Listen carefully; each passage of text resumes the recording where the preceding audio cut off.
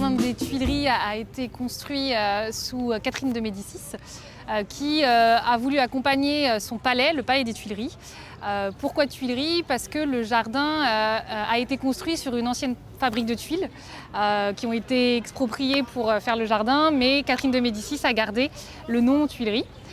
Et par la suite, en 1664, Colbert a demandé à André Le Nôtre de le refaire. André Le Nôtre a créé un jardin régulier, comme il sait bien faire, avec un axe principal et vraiment des bosquets de chaque côté de cet axe principal. Alors l'année dernière, en 2020, le Louvre a lancé une grande campagne de tous mécènes, comme ils font chaque année. Et cette année, on a eu de la chance que cette campagne concerne le jardin des Tuileries et la replantation de l'allée centrale où on est aujourd'hui. L'idée était de replanter l'alignement d'arbres de part et d'autre de cette grande allée pour retrouver les proportions qu'André Le Nôtre avait réalisées. Et les 92 arbres ont été replantés cet hiver grâce à Tous Mécènes, qui est un grand mécénat participatif au public pour le musée du Louvre. Moët Hennessy est partenaire du Louvre depuis de nombreuses années et le patrimoine et la culture, forcément, c'est très très proche de nos valeurs et on était très supportifs, encore plus pendant cette période un peu compliquée avec la crise du Covid, de pouvoir accompagner nos partenaires.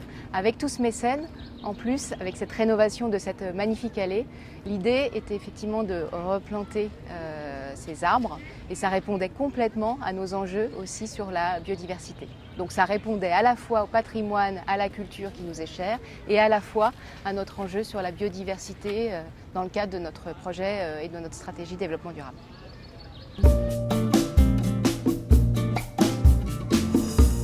Alors le jardin a commencé sa transition vers la biodiversité et même la gestion durable depuis longtemps, depuis bien une dizaine d'années. Après, il faut quand même avoir dans l'idée qu'on est dans un jardin historique, donc c'est vrai qu'on a aussi des contraintes de gestion de jardin historique.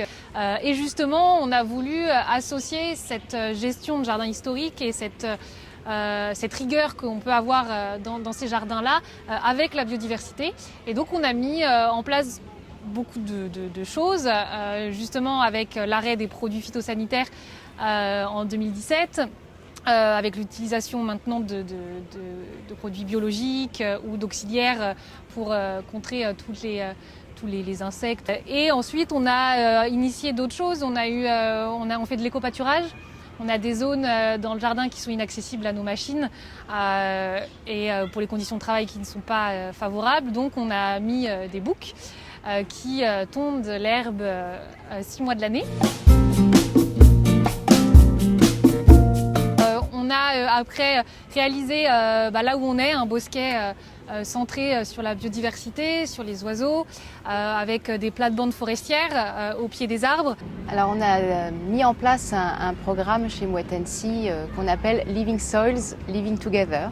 Et donc sur tous nos terroirs, en fait, le travail a commencé depuis de nombreuses années pour avoir les meilleures pratiques environnementales et pour promouvoir la biodiversité. C'est-à-dire qu'on a mis des haies en place, on limite au maximum les intrants chimiques et notamment sur certains de nos terroirs, on n'a plus du tout d'herbicides, donc on a laissé à nouveau l'enherbement dans nos rangs. Donc on a aussi testé l'éco-pâturage. Voilà, donc nous c'est des moutons, c'est pas des boucs, c'est des moutons et notamment des moutons d'Ouessant. Donc qu'on a initié à la fois encore une fois chez Veuve Clicquot en Champagne, chez Moët et Chandon, chez Hennessy à Cognac et puis aussi en Australie, avec des très bons résultats d'ailleurs parce qu'on trouve qu'ils sont très efficaces. Ça marche bien. Voilà, l'éco-pâturage marche bien. Alors au jardin, on a une grande population d'oiseaux. On a des canards, beaucoup de canards qui nichent dans nos massifs de fleurs, qui nichent dans les plates-bandes forestières. Voilà, on a beaucoup de canards, on a même des poules d'eau qui quand même très sympathiques à voir en plein cœur de Paris. Les jardiniers ont réalisé et créé des nichoirs pour les oiseaux qu'ils ont installé dans tout le jardin, et ce qui apporte vraiment une zone de refuge pour les oiseaux parisiens. Voilà, on est toujours heureux d'entendre les oiseaux chanter en plein cœur de Paris.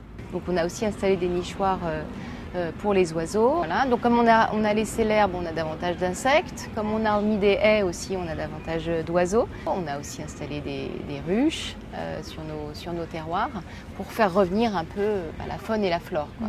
Donc en fait, l'idée aussi sur nos vignobles, c'est de recréer des corridors écologiques. Ça c'est vraiment important, voilà, pour que à nouveau la faune et la flore reviennent. Et puis on a aussi tout un programme autour des arbres, donc des arbres et des haies, tout un programme d'agroforesterie. En fait, on pense que c'est vraiment des pratiques qui sont assez vertueuses.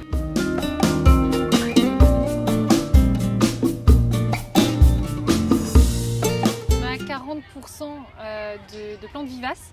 Les plantes vivaces, c'est des plantes qu'on plante une année et qui restent plusieurs années de suite. C'est vrai qu'on travaille aussi avec l'architecte Louis Bénèche qui a recréé ce jardin dans les années 90 et qui nous donne aussi des conseils sur la réintroduction de vivaces. C'est vrai que le jardin des Tuileries, pour nous, est indispensable à la vie parisienne, on trouve. Parce que déjà, c'est vraiment un endroit de verdure, de détente, de déambulation de la part des visiteurs, aussi de sport, hein, puisqu'on a beaucoup de joggeurs, de sportifs au sein du jardin. C'est quand même un endroit assez important pour ça, pour la vie parisienne. En plus, cet endroit, c'est quand même plus de 3000 arbres, rien que sur les 24 hectares du jardin des Tuileries, donc c'est quand même assez conséquent. Et en plus ici c'est quand même un endroit où on voit le ciel de Paris extrêmement bien, qui n'est pas donné partout. Donc c'est, je pense, un endroit très important de verdure, de biodiversité, de végétal aussi au sein de la capitale. Dire ici, c'est vrai que c'est une vraie respiration. En plus c'est beau. Et voilà, et on en a besoin. Et en fait, chez Moët Hennessy, c'est vrai que c'est un sujet, justement, le poumon vert, c'est un sujet. On a très envie d'ailleurs de créer, de participer à des forêts urbaines. C'est des projets sur lesquels on réfléchit. On a d'ailleurs un partenariat avec Reforest Action, qui est une entreprise qui régénère les forêts, qui crée des micro-forêts en ville, mais qui crée aussi des forêts et qui régénère les forêts un peu partout dans le monde, à la fois avec la maison Ruinart, la maison de Champagne-Ruinart, et à la fois avec la maison Hennessy. Et pour aller plus loin, donc on a un programme autour de la régénération de forêts, donc avec Reforest Action, comme j'en parlais, notamment avec la maison Hennessy. Un grand programme pour régénérer les forêts localement, donc sur nos terroirs, sur notre vignoble, à Cognac, sur la région de Cognac aussi, puisqu'on a des expérimentations en cours pour recréer des îlots de biodiversité en mettant un maximum d'arbres de différentes espèces pour recréer des petits écosystèmes. On a décidé justement d'aller plus loin avec Hennessy et de s'engager sur 50 000 hectares de forêts régénérées dans les 10 prochaines années. Donc encore une fois, localement, nationalement, en France et puis dans plusieurs pays.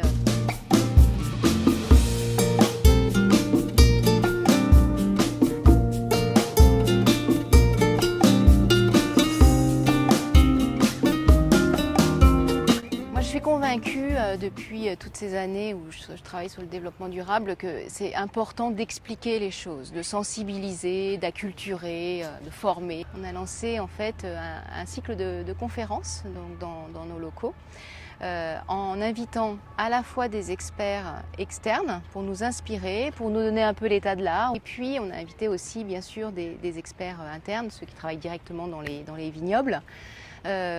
Et pour nous parler de toutes les initiatives qui sont mises en place. Et l'idée vraiment de ces conférences, c'était d'informer tous nos collaborateurs partout dans le monde. Alors, ceux qui connaissent bien, encore une fois, parce qu'ils sont les pieds dans les vignes, mais il y a tous nos forces de vente, tous nos marketeurs, tous nos financiers. Pour moi, c'est hyper important aussi qu'ils comprennent ce que ça veut dire la biodiversité. Parce que, et c'est vrai que je le dis souvent, mais j'en suis convaincue, finalement, on protège ce qu'on aime et on aime ce qu'on comprend. Le premier travail qu'on fait, c'est vraiment sensibiliser les personnes à ce jardin-là, à son histoire, à comment nous, on essaye de transmettre aussi notre savoir avec les jardiniers de tout ce qu'on fait ici. Et on le fait de plein de manières différentes. On a au sein du jardin un potager pédagogique qui est assez peu connu du grand public, où on peut recevoir des écoles pour leur montrer un petit peu tout ça.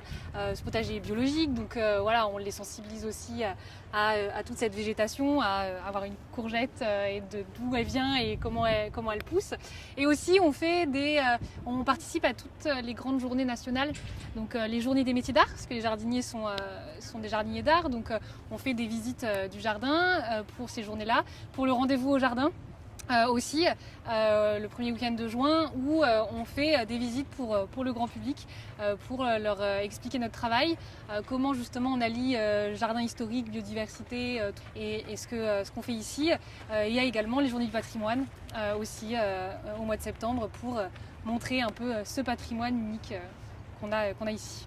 Moi je viens à toutes les prochaines journées.